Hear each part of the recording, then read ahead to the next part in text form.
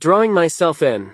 The Nutshack art style. Style number 14 takes a lot of explanation and is ironically probably the one that I executed the best. It's based off a cartoon called The Nutshack, and that show was promoted as the first cartoon made by Filipinos for Filipinos. And at the time, I was interested in it. You know, it's historic. I wanted to devote my life to cartoons. I loved cartoon history. And, you know, it's part of my culture. You know, there wasn't a lot of Filipino relevance in the media I was consuming, and so I wanted to watch it, and it ended up being very bad. The crude humor was not very funny. The animation was very ugly. It wasn't a very good show, if I'm being completely honest. I didn't like it at all. And so I was very sad. Because it didn't air on any normal American television station, not a lot of people really knew about it around me, and so I went like 10 years without anybody bringing it up. But then in 2016, the theme song memed, and, you know, people were making memes of it, and people started spreading it around. People started reviewing it, calling it the worst cartoon ever made. And, you know, because of its historic relevance, people found it through the memes, discovered how bad it was, and would proceed to message me about it. I had multiple people message me about it, daring me to try and watch it, and what they didn't know is I grew up with this show. I attempted to watch it, I tried to like it, I wanted to support it, and I just hated it. And at this point in my life, I can't escape it. So because I said that these were franchises that inspired me, the way The Nutshack inspires me is I may not be the first Filipino to make a cartoon,